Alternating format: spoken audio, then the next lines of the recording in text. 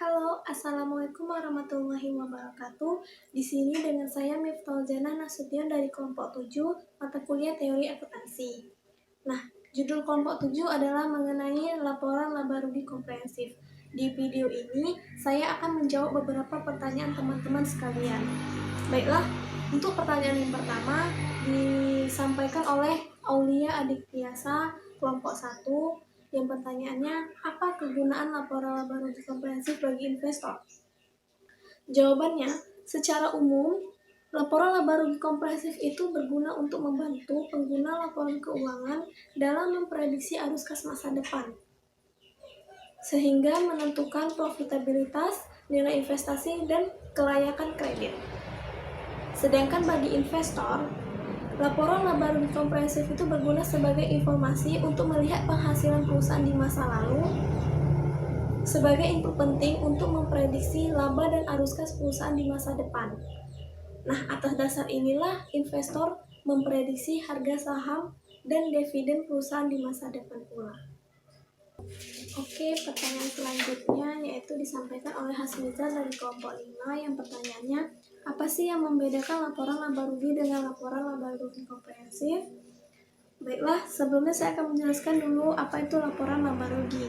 Laporan laba rugi adalah laporan keuangan pertama yang dihasilkan selama siklus akuntansi, karena laba atau rugi perusahaan harus segera dilaporkan kepada pemilik modal sebelum laporan keuangan lainnya dilaksanakan. Laporan laba rugi dibuat untuk menghitung laba bersih atau rugi bersih perusahaan dari total penghasilan dikurangi dengan seluruh total beban. Sedangkan laporan laba rugi komprehensif itu meliputi semua perubahan ekuitas selama satu periode. Laporan laba rugi komprehensif juga meliputi keuntungan dan pendapatan, beban dan kerugian perusahaan yang dilaporkan pada laba bersih.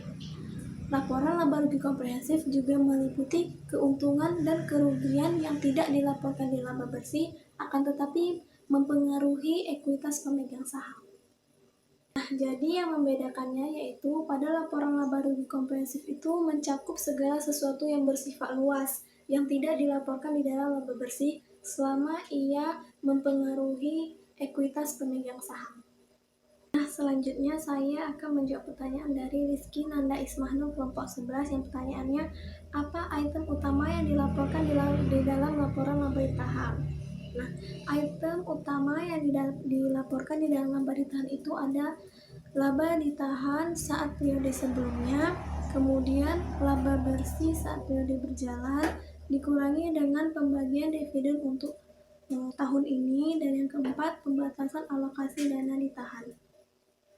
Nah, agar lebih dimengerti, berikut saya berikan contoh bentuk gambaran laba ditahan.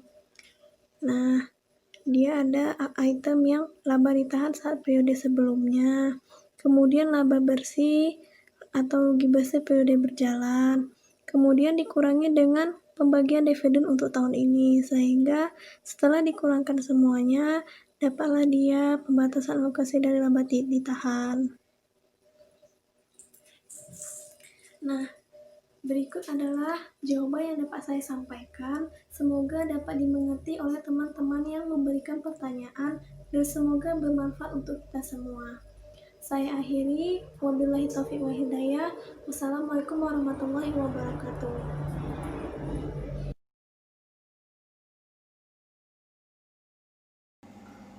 Perkenalkan, saya Lisa Hafidha dari kelompok 7. Baik, saya akan menjawab pertanyaan dari Jud Ulantari.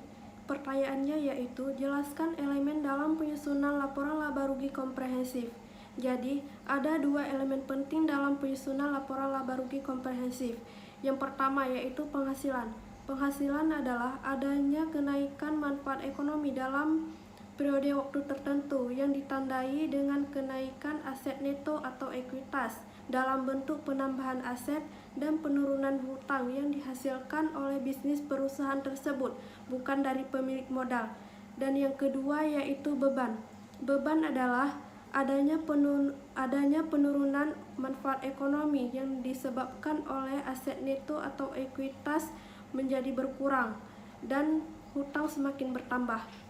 Selanjutnya saya akan menjawab pertanyaan dari Zuhra Balkis. Pertanyaannya yaitu, bagaimana cara kita mengetahui laba atau ruginya sebuah perusahaan? Jadi jawabannya seperti ini. Jadi untuk melihat laba atau ruginya sebuah perusahaan, kita bisa lihat dari sebuah laporan laba ruginya. Dari total penghasilan dikurangi dengan beban-beban yang ada. Totalnya itu menjadi laba atau ruginya sebuah perusahaan. Selanjutnya saya akan menjawab pertanyaan dari Nur Azizah. Pertanyaannya yaitu, adakah keterbatasan dalam penyusunan laporan laba rugi komprehensif? Dan sebutkan bentuk penyajian laporan laba rugi komprehensif. Jadi, dalam penyajian laporan laba rugi komprehensif itu ada 3 keterbatasan. Yang pertama yaitu penghasilan dan beban yang tidak dapat diukur dengan andal, tidak dapat dimasukkan ke dalam laporan laba rugi komprehensif. Yang kedua yaitu laba yang dilaporkan dipengaruhi oleh metode akuntansi yang digunakan. Perusahaan diperkenankan SAK untuk memilih dasar alokasi atau metode untuk menyusutkan aset tetap. Dan yang ketiga yaitu pengukuran penghasilan dan beban melibatkan pertimbangan manajemen. Contohnya seperti ini, ada sebuah perusahaan yang menyusutkan aset tetap gedung selama 20 tahun.